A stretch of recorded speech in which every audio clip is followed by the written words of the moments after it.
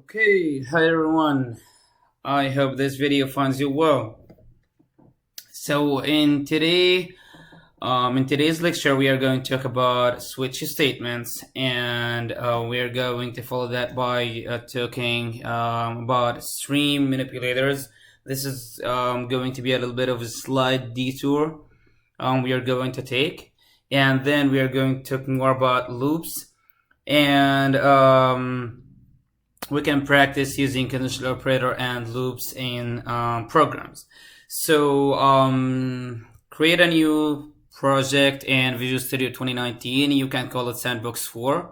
And if you want to copy or paste anything, if you try this lecture, you can find it in modules on Canvas.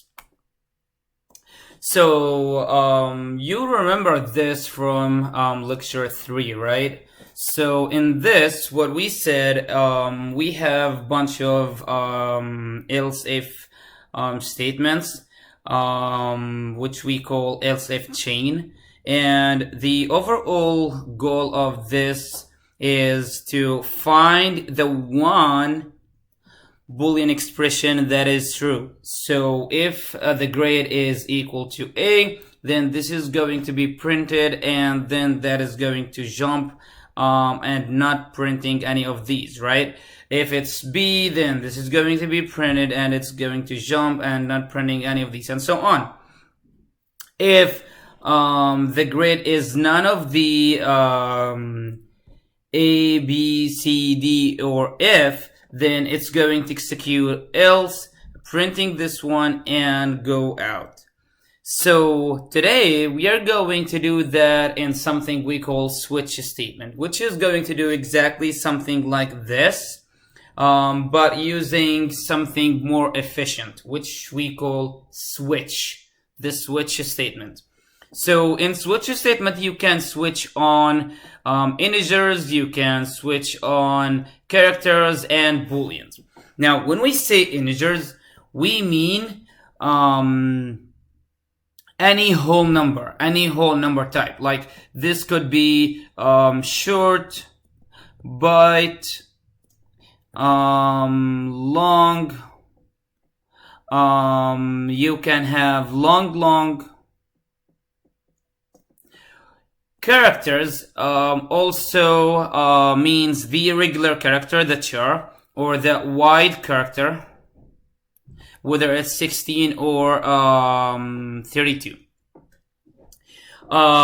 So you can switch on those integral types, or you can switch on something that you haven't learned yet. You're going to take that in CS 140, 132. In C++ 2. It's called enumerations. Okay, so we knew now this is general term, this is general term, and this, it's only the Boolean, true or false. So this is the first condition of the switch. You have switch statement, and the switch statement could be any of the integer types or any of the whole numbers, characters, or Boolean expressions, or Boolean type. Now, default, we have something called default in the structure of this switch, and it's optional. You can have it, or if you decided not to have it in your switch blocks, then it's up to you. Also, the default statement does not have to be always at the very end. It could be in the middle, but it's always going to be visited at the very last. So also we have a break. We have something called break keyword. Now the break is used to break out of the switch block. I'm going to explain how it's being done. So for example, this is the switch structure. We have switch, keyword, and then the statement. Now, the statement could be any of these three, right? A variable of type short, int, long, and so on, all these things. Then we have cases. The case is going, it's kind of, you're checking the equality, right? You're saying, is this grade, let me just remove these, is this grade equal to A? If yes, then do this. If not, you're going to check this one. It's like else if, right? Else if. Case B. Is it case B? Is grade case B? Is it B? If yes, do this. If not, then you would do the default. This is kind of the else, right? This is equal to the else in the else if chain. So if we're going to try this one and we say if grade equal A, and you know grade equal A in here, right? So what is going to be printed on the console? Look, you're going to have excellent job, your grade is A. You're going to have good job, your grade is B. And your grade has a problem. Even if this is the case, yes, this is why we would need the break. Now, if you have this, if the grade is A, it's going to print this and not check anything else, but it's going to visit all the blocks. It's not going to check the cases or anything. It's just going to check the blocks because there is no break. Now, okay, let's remove the break and remove all these scratches and let's try having this as B. Then is the case A? No, so do not print this, even if there is no breaks, right? Do not print this. If the case is B, as it is in here, then I print this one and this one. So always when the check is happening and going down. Okay, now what if we have the default, the whole thing in here, we are having that in here. Then if the case is B, then only this is going to be printed because this is in here, right? Okay, let's see how we use the break. And this is going to be working. Now, if the grade is A, then you would print this one and break. Break means go to the closing bracket. So hit the closing bracket and go out, right?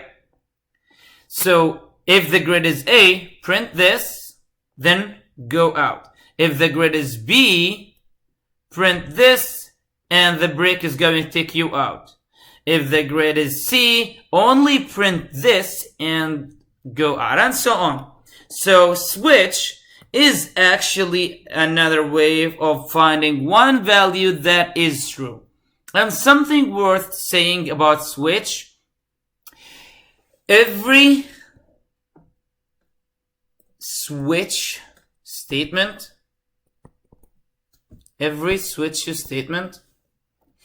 can be converted to if-else chain. Not the opposite. So if you have a switch block like this one, we can convert it to a if-else chain. If we have else-if chain, it may or may not be converted to if-else. Because one thing I can give you an example of not being able to change else-if chain to switch is if you have ranges. If you have specific ranges. Now, in the next example, I'm going to give you how to kind of find your way around ranges and do them using switch. But it's not actually going to be working for every range, and I'm going to prove that to you. So let's remove all these things right now. And then let's try to change this into else if chain to see if that is actually working. So you're checking the grade, right? So we are going to do if grade equal A, then see this else, and then in the if else chain you won't need the break, right? So else if grd equal B, do something, which is printing this one. Else if, else if, else if, else. If none of them, you have done the C, the D, the if, then else, print this. That easy. Now, if you are working with ranges, then the ranges might not be working.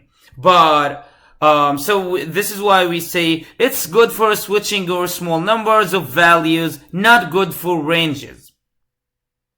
But sometimes you can find other solutions, like your way around it, like this one. If we have the range of 98 to 100, 80 to 89, 70 to 79, we can take advantage of what we know from the basics. For example, if I did 100 over 10, this is going to give me 10, right? If I did 95 over 10, this is going to give me 9, not 9.5, because this is integer and this is integer.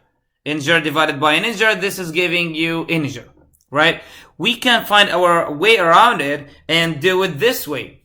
The score, whatever the score is, 95, 94, whatever that is, divided by 10, then we actually are dividing an integer by an integer, and then this is going to be overall an integer. So this is acceptable. Remember, you can switch on three types or three things: Boolean, integers with all their types, and characters with all their types, right? Or those are the basic things. As I said, there is enumerations, but we are not talking about enumerations today. This is for C++ 2. So, if the score, let's say 95, divided by 10, this is 9, right? So this is going to be this one. If it's 100 over 10, this is going to be 10. Then, taking advantage of the fact that if you don't have a break in a case, it's going to visit the next block, right? You can consider this as if, remember, here you're saying 90 to 100, right? So this, if it's, I'm saying that case 10 or case 9 or, this is working since I don't have a break in here, right? Then it's like saying 10 or 9. If your score divided by 10 equal to 10, or your score divided by 10 equal to 9, do this, right? So now you have the condition of the or if you do this. So if you have 78, this is going to be the 7. So this is going to be this case and going out, and so on, right? Another switch example, if you would like to do a calculator, simple calculator. So in this simple calculator, I'm going to ask you to do this. Enter a number, then an expression, then another number. And now you can enter the number, then press enter, then the expression, then press enter, or you can have them separated by space. Separated by space. So the cin takes it without corrupting anything, because if it's expecting integer, you don't want to give it integer and the symbol. This is corrupting the stream. So we have integer left, the left operand, the right operand, and the operator sign. And we are actually taking them one by one. Left, operator sign, then right. This is why I said separate them by space or enter, or by pressing enter. So you're printing them again and saying equal. If the operation was, then you switch on the operation. If the operation, and this is going to be a character, right? Because you have it as a character. So if the character is plus, the operator sign, then do the plus. If it's minus, then do the subtraction. Times, you do the multiplication, and so on. So, one exercise I want you to do is using the switches statement to do exactly what we have done the last thing in lecture 3, which is to create 4,000 random numbers between 1 and 4. But now, instead of using else if, I want you to use the switch. You switch on the 1, the 2, the 3, and the 4, right? And you switch on the random number to see what that random number is. And you know, we don't actually need the default because we only get 1, 2, 3, or 4. Practice this using a while loop and a switch block.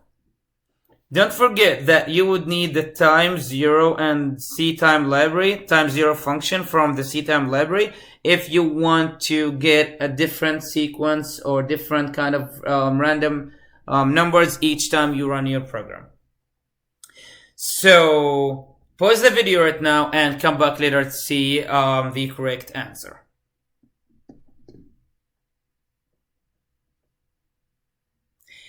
Again, assuming that you came back from pausing the video, you played it again, so to see the answer, here is the answer. Let me just uncomment this for you.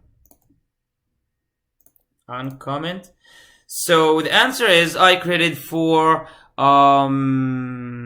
variables of type integer for 1, 2s, 3s, and 4s because I need them as my counters for each number. Here is the overall counter that counts to 4,000, and the temp is the one I'm going to store my random variable into. Now, if I would do this, while I less than or equal 4,000, this is pretty much the same thing we have done the last time, right? Now, I'm just changing the else if chain to switch statement. Switch on temp, case 1, increment the number of ones I have in my bucket, and break. Go back to the next loop, to the next iteration in the loop.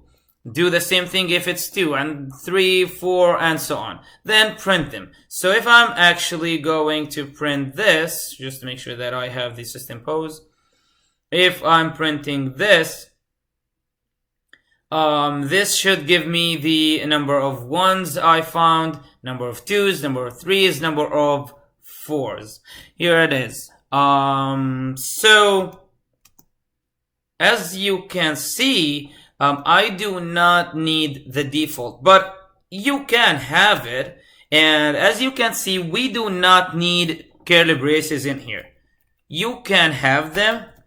Let me just remove the extra one in here. You can have them. No one said you can't, but you don't need them because anything after the colon is going to be considered the block of this case. Once you start your other case or the default, it's going to end the block. It's going to say, okay, I'm kind of closing the block. Now you can have this in a variable. You can have this in a variable. Or you can immediately, without the intermediary variable, just say this. Rand to rand mod 4 plus 1. This is going to give you a range of 1, 2, 4. I'm going to put that the way it was. Okay, here is the answer. So, here's the possible output, and here is the answer. I showed you that on Visual Studio. Now, okay, let's take our slight detour into string manipulators. Now, if you have a double variable and you have 32.4E2, now when you print the variable, the compiler usually, the compiler is usually storing the this number in the scientific notation, right? Now, this is compiler dependent. You don't know for sure, right? You don't know for sure. This is the up to the compiler. Now, this may display this in scientific notation, or with 0 paddings, or with just the number. right? Just the number as a whole number. You don't know. So unless you tell the compiler how to store the variable or how to display it, not to store it, the storage is always going to be in the scientific notation. But the compiler dependent thing is when you display it. When you display it, how the compiler is going to display the number, how to print it. Now you have to tell the compiler how to display it. Now the way you can ask the compiler how to display this is by saying fixed. I want it in the fixed notation. For example, if you wanted the fixed, if you want it in the scientific notation, you can replace the fixed with scientific. Then you set the precision of your number. If you decided to have it as fixed, then this is going to count the number of digits after the decimal point. If you have it as scientific, then this is going to decide how many digits I show.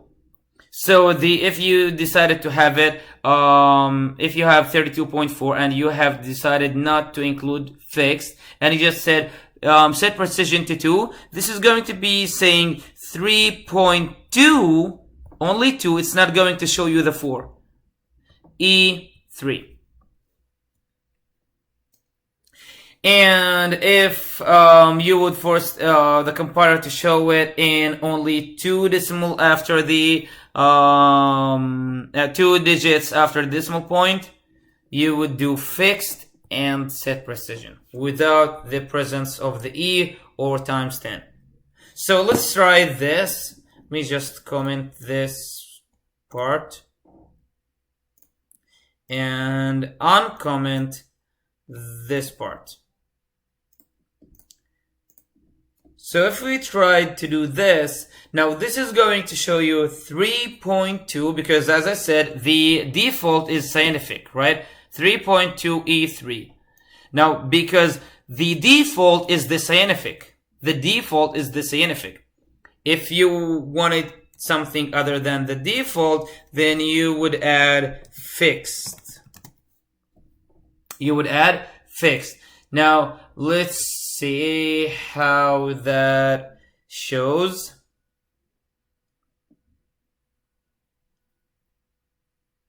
It shows in fixed notation and 2 decimal points. Even though if we don't have any digits after decimal, any non-zero digits, it's going to pad it with zeros. Add the zeros for you. Let me just close this one. Okay, going back to the lecture. Now, okay, one thing. To be able to use the fixed, you need to include the IO stream, which we include pretty much always. To be able to use set precision, you need to include the AO manip. Okay, now this is what we said about controlling the output of floating point numbers. So if we have 3.578 and we decided to show that as fixed with set precision 2, this is going to enforce it to be 0.04. Now you would say, okay, but wait a second. I have 3.5. It should be showing as 3.03. No, 3 is rounded. This is actually 3.57, right? Now you asked the compiler to show it to you as fixed and 2 digits after decimal point. This is going to be replaced by 4 because you can round the 3 to 4 because you have 5. If you replace this with 3, you would still see 0.03, not 4.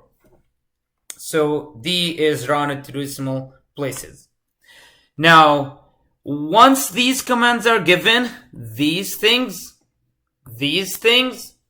those are going to affect all the following outputs of floats. So if I go here and I print something like cout, let me just have another variable of type double. Let's call it dd equal 2.3456.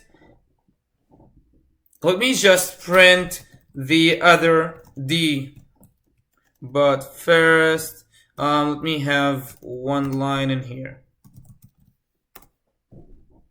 So the DD should still show me as fixed with two precision digits, not many as I have. So 2.35. As you can see, the 5 is the rounded digit 4, right?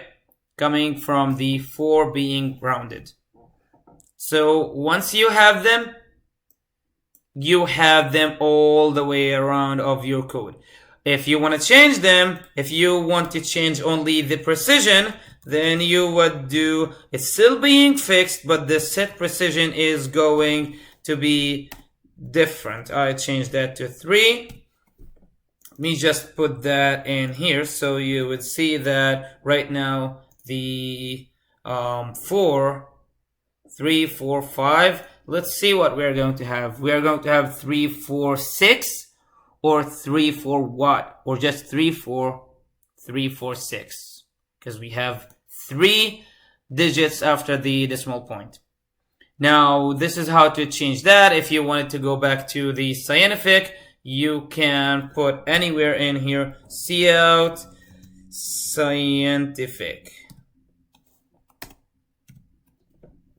Now, if I run that again, it's going to show me this number. Only this number. Because it comes after those two, right? This number in scientific. Here it is. This is in scientific. Let me just add a new line so you get to see the whole thing without me just saying, okay, here it is, here it is. End line. So you would see the result.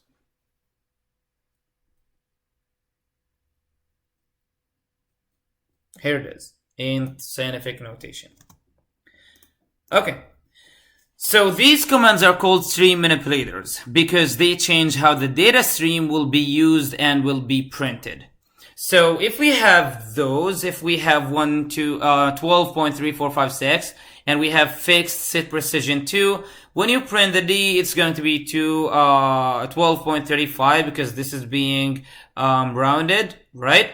This is being rounded. If we decided set precision to be 3, then we print 346 because 5 is being rounded. If we decided to have it as scientific, it's going to point it as 1 digit to the left of the decimal point, and the rest are here with 3 digits shown because we said 3, right? This is why the 3 being in here. Okay. We have something called the set width. Now the set width is going to create some kind of imaginary field to put the next thing in. So if we said set width 5, it's going to be printing kind of imaginary field. You won't see it, but you will see the inside. The inside, so the set width is always by default right aligned unless you specified otherwise. Let's see how. Set width with 5, so there is 5 spaces. And we said it's by default right aligned, right? So it would be 1, 2, 3. 1, 2, 3, and 2 spaces. So if this is going to be printed, you would remove all these, you would remove the file, and you would have 2 spaces, then the 1, 2, 3. Then I print a new line, then ESR, then set width 5, 1, 2, 3 again, leave 2 spaces, I left 1, 2, and 1, 2, 3. Then I have set width 1, 2, 3, 4, 5. I would have space 1, 2, 3, 4, 5. 1, 2, 3, 4, 5, 6. Okay, wait a second. I have the number of characters. Now, character means whether it's a digit or a symbol or an alphabet or anything. Number of characters, number of digits in here, greater than 5. 1, 2, 3, 4, 5, 6. Greater than 5, then this has no effect. I would just print 1, 2, 3, 4, 5, 6. Here is the output that you would see. You can match it and see that is what we just talked about. Okay, now if you decided not to have it right aligned, because it's by default right aligned, you would use left. Now if I say left sit with thin, then I would count 1, 2, 3, 4, 5. I have 5 characters and I have imaginary field of 10. Then I would have 10 imaginary field of 10. Then to the left, I start from the left. So if I don't have left, I would leave 5 spaces, then I have for those 5 characters. But since I have left, I would have Frank. Then 1, 2, 3, 4, 5 left. Then I would remove this. And I would start writing things to the right. 1, 2, 3. And I have 2, so I would leave another 2 spaces. And 1, 2, 3. Here it is. You do the same thing with Sam and 1, 2, 3. But this is 1, 2, 3, 4. We have 10 and 5, so I would leave 5 spaces, right? Here 10 and 3, so I would leave 7 spaces. But then I have 5 and 5, so this has no effect. If it's greater than or equal this number, the number of characters in here, greater than or equal this number, this has no effect. Whether it's right or left, we don't care. Okay, so what do you think the output will be in here? Pause the video and try to do it on your own. And then you play the video, you would see me showing you the answer. Okay, here is the answer. The answer is 1 space. Then we'd leave 2 spaces because by default it's right aligned. So I'd leave 2 spaces to the left and have this to the right. Then 1 space. Then aligned left, 5 spaces, 1, 2, 3. So 1, 2, 3, then 2 spaces. Then the star. Then we don't have end line, right? If we don't have end line, we keep doing things, putting things in the same line. So putting things in the same line. So right sit with 5, 1, 2, 3. Okay. Then we would have 1, 2, 3 right aligned. So we'd leave 2 spaces. Then we have a space. Then we have a space to the left. So we'd leave a space to the left and 4 spaces left blank. Right? This is the output. So stream manipulators, most of the stream manipulators are going to be coming from IOStream if they are not functions. Function means they have parentheses and they take something. Function means they have parentheses. Now, if they are not functions like the end line we have been doing, the inserting a new line, fixed, scientific, left, right, those are coming from IOStream. If they have parentheses like this, then those are coming from IOmanip, input-output manipulation library. Okay, enough with stream manipulators. Let's move on to the more about while loops. Now, let's talk about while loops. With while loops, we can have while loops counter controlled.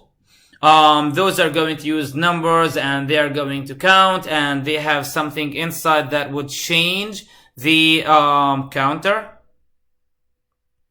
Right? So this is my counter and I'm changing my counter in here, right?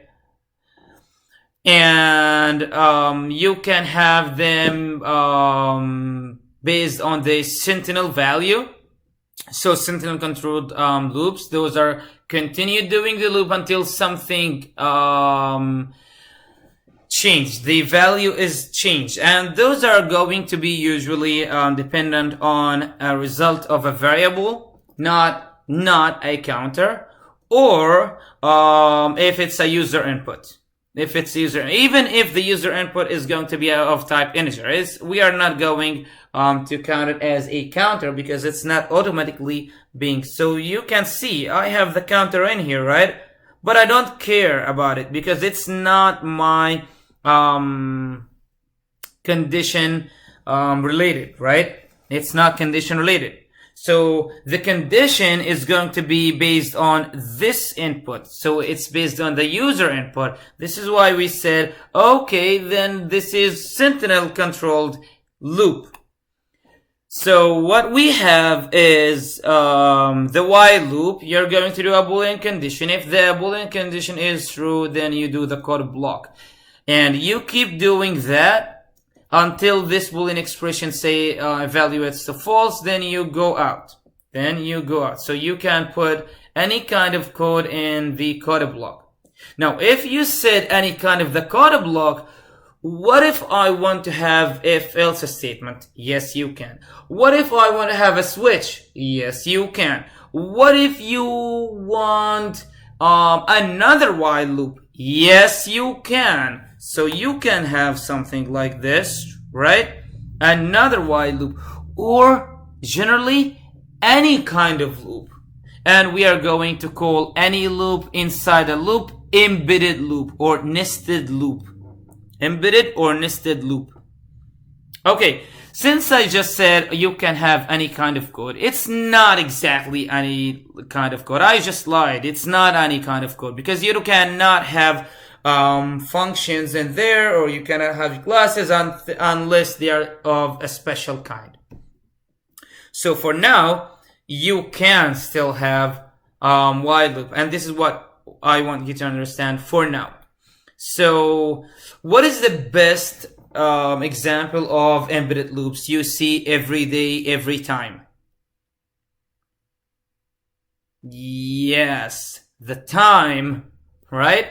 Because every time this goes to 24, this goes to 0, and the minutes inside start doing one new full rounds. So every 60 minutes of this one, this resets, and this one is being incremented by 1, right?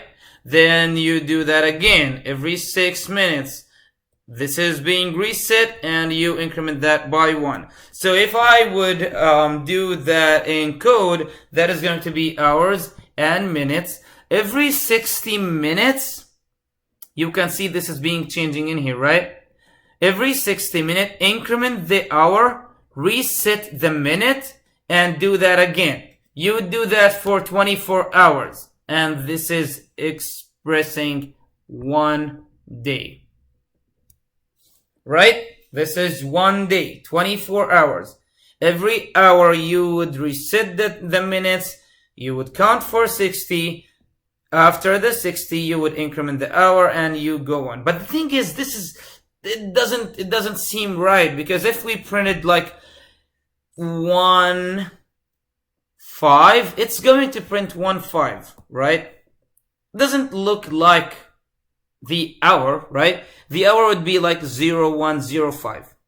So one extra thing we are going to do to show this, not 1, 5, is doing if the number of hours less than 10. So if the hour is less than 10, print an extra 0 before you print the hour. Otherwise, print nothing. Same thing with the minute. So that would show you the time in 0105. Right? 0105. And this is where this is printed, the colon that would be displayed. This is for the conditional operator, right? Those things, the conditional operator. Okay, something for you to consider if you want extra credit. It's due date. The due date is on Canvas, so you can go to this assignment page. It's called Number Pyramid, and you can see when is the due date. I want you to use while loops, only while loops. You can have embedded while loops, but only while loops, not for loops or any kind of loops we are going to take today. Only while loops. Use while loops and sit with while loops and sit with, not spaces, not spaces. Use while loops. You can use if statements, whatever you want to use inside, you can use them. Now use the while loops and whatever you want other than other kind of loops to print this, then this, then this. So what do I mean? I mean the first thing you do, you would print this kind of thing, then mirroring these numbers. 1 being mirrored in here, 1, 2 mirrored in here, 1, 2, 3 mirrored in here, and so on. Now here is the deal. Now for printing this one, you would take 2 points. For adding the space in here, if you added this space, using just the space, not sit with, you would take 1.5 points. If you used sit with, then, and without the space, I would see the space. You would show the space on your output. But I won't see any space in your code. I won't see out space, right? I won't see that. I would give you 2.5. If you have done that, the diamond, you would get another 1.5. So if you used sit with in here, you would get extra on the extra, because this is extra credit. If you decided to do it, do it. If you don't want to do it, it's up to you. Do that, take 2 points. Do that with a space, using cout space, you would take 1.5 points. Using sit with, 2.5 instead of the 1.5. Do that, mirror this in here. Now you can use as many loops as you want, as long as eventually I would see this. And on your print screen, I want to see this one first, this one second, and this one third. So you would print the first one, the second one, and the third one. I would just run your program and I would see the 3 of them. Okay, how do we get the infinite loops? Common infinite loops is if you're just doing the equality to positive number. So you know this is going to be eventually turned to or converted to ASCII code, right? This is going to give you the ASCII of the Y, right? Of the Y character. So you would take this and assign it to character, to CH. And this is going to be always non-zero, remember from lecture 2? So that would give you always, because it's not equal, you missed one, right? This is going to be always infinite loop. It's not going to stop. And you remember, non-zero numbers, including the negative, right? Those are true. Any zero, the zero is going to be false. If you forgot to increment your counter, if you have a counter-based loop and you forgot to increment the counter, right? Then this is not going to be false anytime, because it's always going to be while 0 less than 10, while 0 less than 10, while 0 less, and it's always going to be doing this forever. So something else, since you are talking about the equality and some kind of C++ details, something to consider is not to use equal with floats. Because if you think, if you have float equal 100.0000, all those zeros and 1, if you said, if you're dealing with, for example, molecules, right? And those are so tiny. The point zeros and one would mean something. But actually, if you do if equal 100, the compiler is going to consider this 100 because it's going to disregard anything after the 7 digits of precision. Remember that this is going to give you 7 digits of precision for float, and for double, it's going to give you 15. For the long double, it's going to give you 19. Remember that from lecture 2? For this one, since this one is after the 7 digits of precision, it's going to be disregarded. It's going to be dropped. So this is going to give you true, even though it's obviously false, should give you false, right? So preferred is always to use greater than or equal, less than or equal, and so on. Okay. We are done with while statements. We have something called do-while statement. Do-while, pretty much the opposite of the while. What do I mean by the opposite? It means you do the block first, then you check the condition to whether do the block again or not. If it's true, do that. If it's not, then you have done this at least once, and you go out if the Boolean expression evaluates the false. Now, how it's actually being done, you would have the do, then open brackets, have your code block in here, then while the Boolean expression, and you would need this semicolon. Notice the semicolon. Notice the semicolon. So, when do I need something like that? Usually in some kind of a game, right? You would force your the user to play your game at least once. Right? Then you would ask, do you wish to continue? Do you want to play again? Do you want to do something? Then, depending on your response, you're going to say, if the response equal Y, like yes, go do that again. They want to play that again.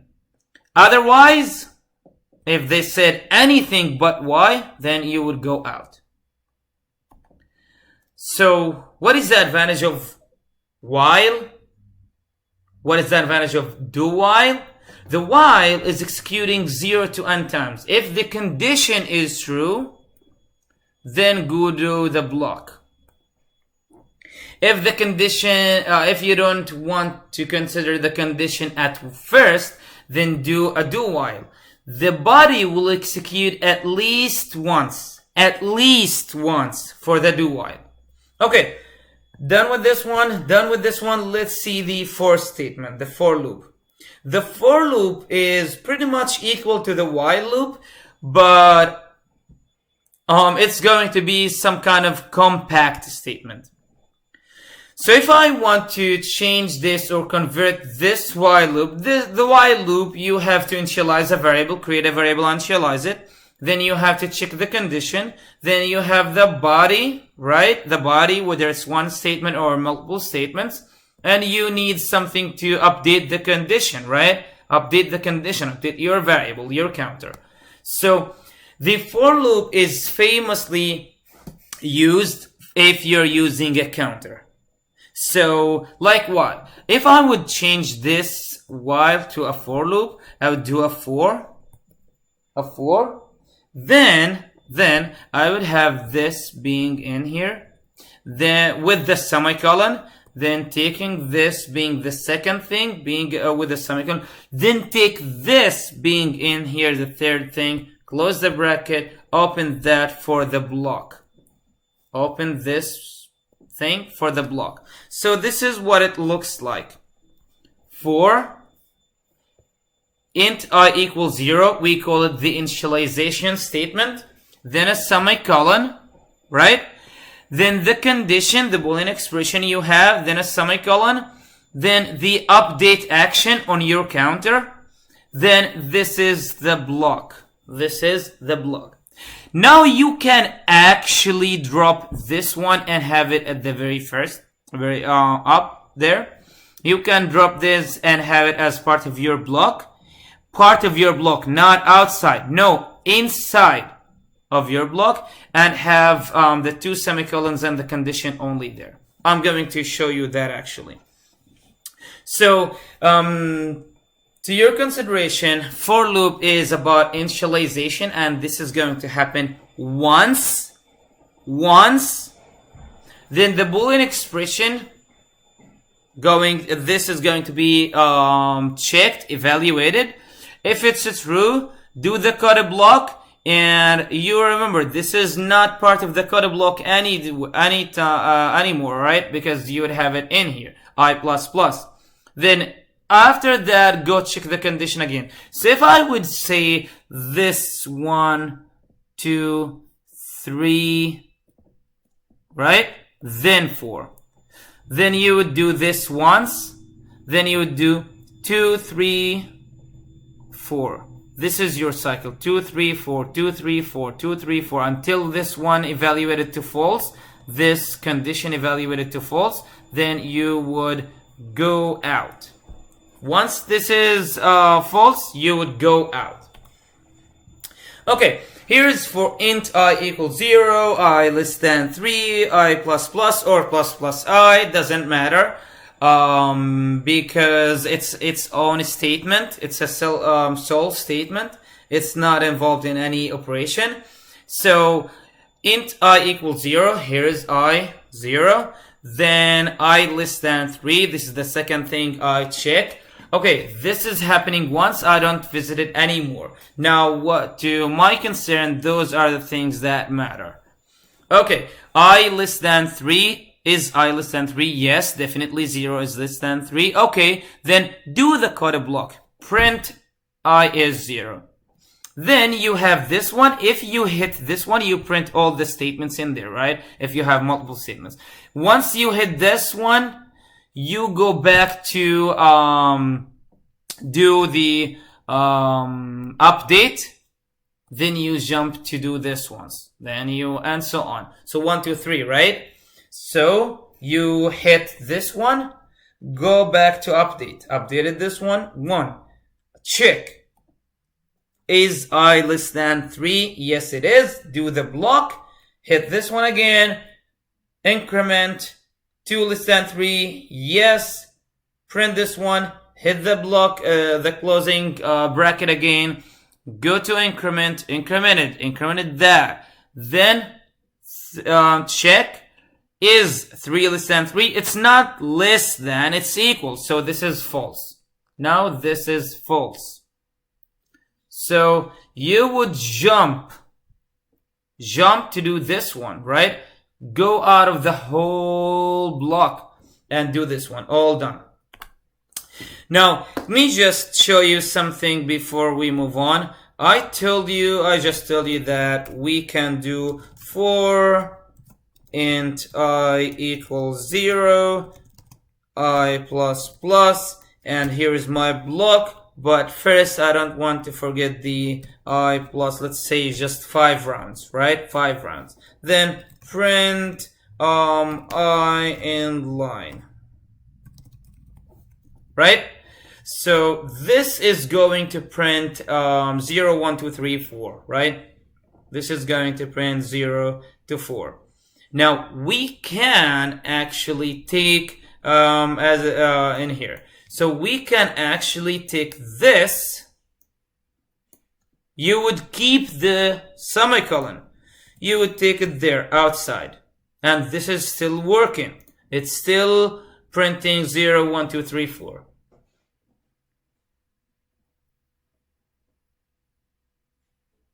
Okay. And also, you can take this part and put it inside. Because if you don't put it inside, it's going to be infinite loop, right? Goes forever. So try this.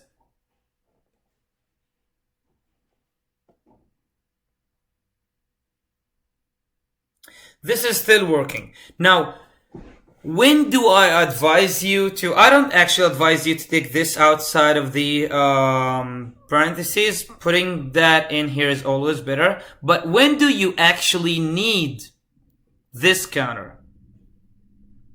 You need this counter to be outside if you wanted to use it later. I can do I is... and in line. right? And this is going to print the value of I, because you changed it inside. The change is final. So whenever you change I is final. It's going to change this I. So if I print it, it's going to print 5 again, right? Because the last thing you have done is you incremented this, right? This is being 5. 5 less than 5, you said no, then you jumped outside. So this is why you would need it outside. But if you put it in here, let's take a look. Now I is not recognized, right? Because the I is exclusive to this block. Only this block. You cannot see it outside. It's inside a block. Okay, I just wanted to show you this. Close these things. I want to just show you these things so you would know when to have it outside and when you have it inside. Okay, just like while loops, for loops can be embedded. You can have a for loop inside a for loop. You can have for loop inside a while loop inside a for loop, do while inside a any of these permutation things, right? So in fact, due to its compactness, if you have counter-based loops, we would pretty much always prefer the for loops over while loops. Here it is. So what is the output to this one? If I have int counter 1 equals 0, all these counters, 5 counters, I initialize them 0, then what is this, the result after all? To counter 1, counter 2, 3 up to 5. Based on this code. Based on this code. So, you know, this is going to be happening only once, right?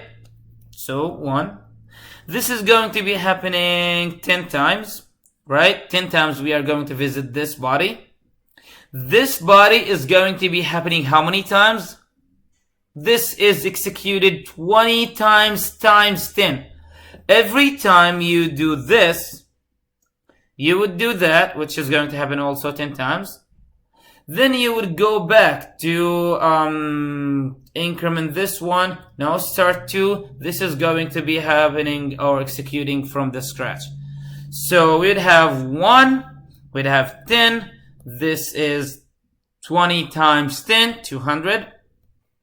This is in the first loop. This is part of the first loop, so it's 10. This is outside of any loop, so it's going to be once, right? 1, 10, 200, 10, and 1. Again, if you have embedded loops, like these, those are embedded loop. We have a loop inside a loop, right? The body of the embedded loop is going to be happening the number of these iterations times the number of these iterations. Okay, so class exercise. Write a code to display a grid for each position. Display the locations row and column numbers and put 2 blanks between. So 1, 1, 1, 2, and here's 2 blanks between, right? So if we are going to do this,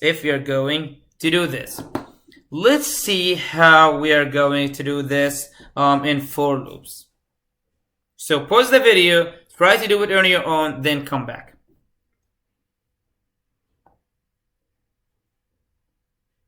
Okay, assuming you came back, here is the solution. The solution is for int row equal 1. You can have it row or I or j, whatever you want. It doesn't have to be row and column. Row equal 1, row up to 9, so it's going to be row less than 10, row plus plus. You have here columns, same thing. You would print row, comma, column to show me the 1, 1. Then you would add a space. Then, when you're done with each, when you print all the columns of the row, then you would need an end line, right? So we print end line. Then this is going to print you this. Now, let me just show you that in here. I'm going to uncomment this one. And I'm going to comment these. Those are commented. Okay, oh, sorry, I need to comment the whole thing. So I commented these. Now, this is going to print row, then you print this, comma, then column, then you need a space, right? This is what we said. Or I said two spaces? Two spaces, okay. Now this is going to print the whole thing. I wanted you to see the effect of this end line if you miss it. Now this, let me just remove this code and comment this code, the previous code. We are just interested in this one right now. The one that prints only the row, the column, and the two spaces. Okay, one space and so on. I have it to 10, so I wanted to have it to less than 10, or less than or equal to 9. I'm going to play a little bit with it to show you different effects. So this one is doing everything right. Two spaces, you have everything correct, and everything is fine. Everything is fine. However, if I missed this one, it's going to be always printed all in one line. You won't print a grid. You would print everything in one line, and as you can see, all this is in one line. So if I have wider screen, it's going to be showing only in one line, and we don't want that. Now this is said if we miss this one. Okay, if we didn't miss anything and we said less than or equal 10, so I'm including the 10 part of the grid. So I have 10 rows right now, not just 9 rows. But wait a second, it's going to be a little bit distorted, right? Because you can see this is going outside. It's going outside of the grid. It's not nice, right? It does not look nice. So the solution to that is to use, and you would think that, okay, I can fix this with extra spaces in here, right? Extra spaces. No, it's not going to fix it for you because you still add spaces, but then it's not doing anything because it's still going outside. This is not looking fine. So, because it's adding the same number of spaces. So, we just learned something today, right? We learned something. If I have something like sit width. If I have something like sit width, then with this one, look at this one. Now I'm saying if I find the right width of the number of characters and I want them see, now they're too good, right? They're so good. If I want this to be 3, also this is going to be a little bit better actually. If I have this as 3, having those, look, they're nice, but I still have one space in here. I don't want that, right? This is why I would have them only 2. But if you would want to go to the previous thing, doing just 9 rows, let me just comment these, and you want to do them with sit width, here it is. You would do see out the row, then all these, then you want this to the left and column. So let's try it. Adding only these and adding 2 spaces between them. Looking fine, right? Looking fine. So this is the how powerful is the stream manipulator set width, or in general any stream manipulator is going to be powerful, and one great asset you can use in your C++ coding. Okay, moving on. So the break. Now we have learned the break in the switch. We said it's going to break you out of the switch block, right? So focus on the last word I said. It's going to break you out of the switch block. So we are talking about a block. If you're inside a block and you use the break, so if it's a while loop block, Whenever you hit the brick, it's going to take you out of the block, out of the whole block. So we say, for example, in here, I say blah, blah, blah, play the game, and I'm not using do while, so, or anything, I'm just using while. If you still have lives in your game, then keep playing, or I would ask you if you wish to continue, right? Do you want to quit? Then you'd say yes. If yes, then you would use the Q, and I say use the letter Q. Then if it's equal to Q, yes, you want to quit. You break out of the whole loop. You won't play the game again, right? You break out of the whole loop. So a better solution for not to use a block, we actually don't like using block much, but if it's needed, it's there for you. So a better solution is to include the condition you have, this condition, for example, that depends on the user response in the condition of the while loop. So you'd say, if I have life greater than 0, I would ask you, and if you would say quit, then I would have it in there. But the condition was, if quit, then break. I would say in here, if not quit, then playing the game. Keep playing the game. So the best solution is to first play the game, force the user to play your game once, because you don't want this user. Do you want to play the game? No. You want someone doing like that. You want the user to try, taste the game first, then give me your opinion. If you'd like to play again, you liked my game, okay, play the game again using this. So the do while guarantees that the user will see this before he or she get to choose whether to quit or not, or to play again. Okay, now worth mentioning that the break is always exiting you from one loop, which is the nearest loop. So if you have embedded loops, it's not going to break you out of the whole thing. It's going to break you out of the body of that block. And you may ask, okay, what if I have a block? Is it going to break me out of this block to go do the second round in here? Now the answer is no. It's going to break you out of the loop. A loop. It looks for loop, the nearest loop. So this is going to take you out to here. Out to here. Then you hit this one. That means you go back to check the, this one is for this one. Then you go back to check. Again, it breaks you out of the nearest loop. The nearest loop is this one, right? So break you out of this one. If you want to break out of this one, then you would have a break in here. Then you would have something that would say break in here, right? But it breaks you out of one loop only. One.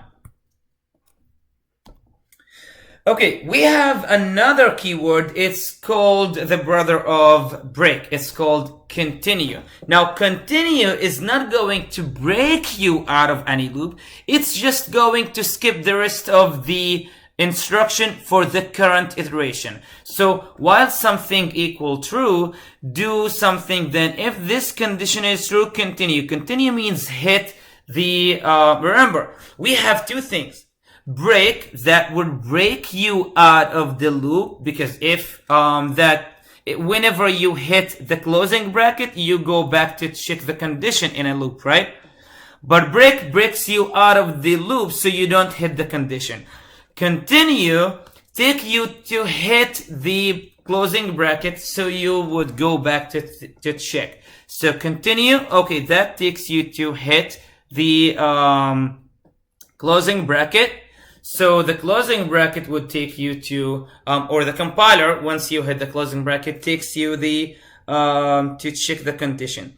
So that is going to skip the thing in here if that condition is true, skipping the thing in here, but those things are not going to always being skipped if this condition is true and continue is being executed.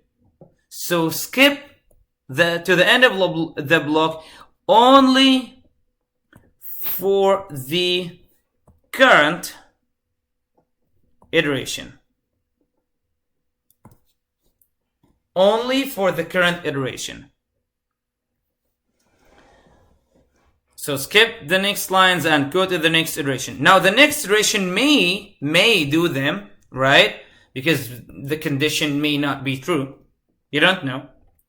So using break and continue in loops, first try to look for solutions that do not include continue and break, because we don't prefer them. Those are going to be kind of jumping in lines.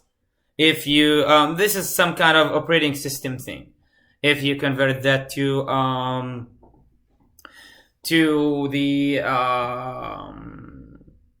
assembly language, then you are going to convert these breaks and continue to special treatment lines and all these things. So first, try to find another solution that does not involve those. If it's the only solution, then or that makes it easier to understand, then do them. Then use them. They are there for you. But try to always avoid goto. Try to always avoid goto. I'm not going to explain goto because I want you to avoid it. This is why I'm not going to explain goto. It's kind of similar to jumping in there in the code. So now I'm going to explain to you what to do in your program 2. It's called steer the rat to the right hole. Let me just go to your canvas. In your canvas, you're going to see this. Those are the things that you are doing for the module. So here is the description. Download the description and open this one. So the objective is successfully being able to use the basics you have learned in lecture 1, 2, 3, and 4 and writing a code that runs with no errors and gives the correct output.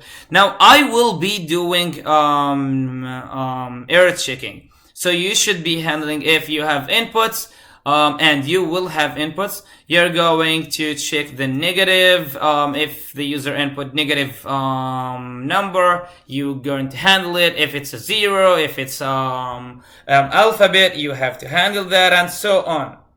What do I mean by that? I'm going to draw something in here. So let me just go back to steering. Here is a kind of a whiteboard for us. So you're going to give the user 3 choices, 1, 2, and 3, and you would tell the user, okay, you have first you're going to ask the user, do you if you want to play the game. Usually I would use a do while loop because I would force my user to play it at least once, right? So the first question is going to be, how much money do you want to use in your bets? In your bets, not one bet, bets. So I would say cash equal $100. Then I would have another variable for bet. Now I would give the user so how much money do you want to bet that you would know the right answer, that you would steer the rat to the right hole? Now the user would say, for example, 50. So immediately, once you put 50 in here, you take 50 from here, right? You take 50 from here because the user used 50 in there. Now you give the user the chance to select one of the holes, 1, 2, 3. Now you can just say hole number 1, number 2, number 3, and use a random number to randomize the cheese. The cheese is going to be in one of these holes, right? And the rat is going to look for cheese. If this is hole number 1, number 2, number 3, and you steered the rat to number 1, then you lost, right? you lost. You reset the bit to 0 and you don't add anything to this, right? And you'd ask the user, do you wish to play again or go away with the 50 bucks? The user decided to play again, but this time the user is not taking that risk of 50 bucks. And the user said, okay, I'm playing with, and everything is going to be reset, right? You'd say, how much do you bet? The user said, now I bet 20 bucks. If I do 20 bucks, then immediately, you subtract this from the 50, from the cash. Then you'd say, okay, randomly put the cheese in 3, and you ask the user, okay, where do you think the cheese is? Steer the right, Then the user said 3. 3 is the right answer. If the user decided, select successfully the right hole, then you would give the user double the amount. This times 2 equal 40, and I would add the 40 to the cash. So that is now 70. That now is 70. Now, what kind of outputs you have? You have the in-hand cash as input. Input. What kind of inputs? You have the cash. So if I say how much cash you have and you give me negative 70, then I would say invalid input, try again. And if I said A, alphabet, you'd say invalid input, try again. 0, invalid input, and try again. 50, okay, this is acceptable input. Same thing when that comes to bit. You would handle the alphabets, the negative, and the amount itself. If I would bit 0, you would say it's not acceptable. But also, if I have 50 in hand, I would bit 100. You would say insufficient fund or insufficient amount of money, right? So try again until I either bit the whole 50 or some part of the 50. But not negative number, not alphabets, not 0, not greater than the amount I have in the cash. So it's always going to be dependent on your cash, right? Same thing for the whole number. You would say the cheese is one of these 3 holes, 1, 2, or 3. Select one. So the user is going to enter 2. Yes, it's acceptable. 1 acceptable. 3 acceptable. Alphabets not. And 0 not. Anything less than 1 or greater than 3 is not acceptable. Is not acceptable. Is that clear? Hopefully it's clear. If it's not clear, you can ask me more about it in our Zoom meeting on Monday. You can ask me about it in the Zoom meeting on Monday. But this is pretty much the overall explanation of this. This, you can read through the whole description. Everything I described is in here. You can read through the whole description. And examples to be given in class, I just give you examples. And here's the grading criteria. Here's the grading criteria. And the grading criteria is going to be having this header with your name, your section, and your section is going to be OLA A or OLA C. OLA A because you're online right now, online student, in online session A or C. Those are my 2 sections. Did you get the correct output? The correct output, including error checking, would give you 50 points. Easy to read is your output. Easy to read. Have you formatted your console correct in a nice way? Then you get 10 points. Did you choose good variable names? I don't want you to say for the cache, for example, x1 and like int x1, and for the bits double x2 or something like that. No, you should choose meaningful names like in cache, in hand, cash. This is a meaningful name. I would know this is the one that pretty much represents the fund. This is bet, right? If I have character choice, for example, or something like that, choosing the good variable names.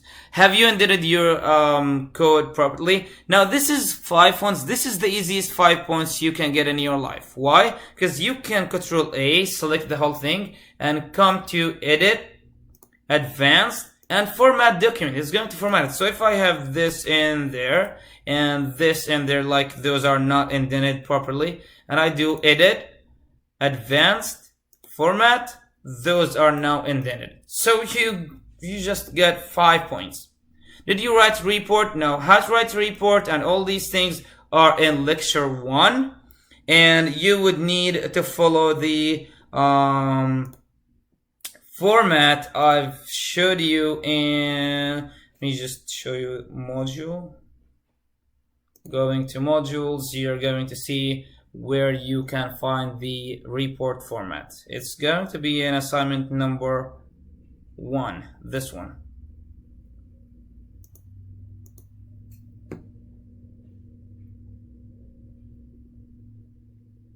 Here is the assignment report format. You can follow this.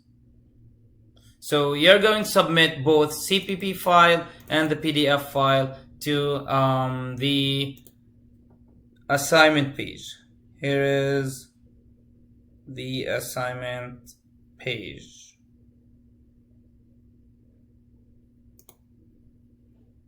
This one.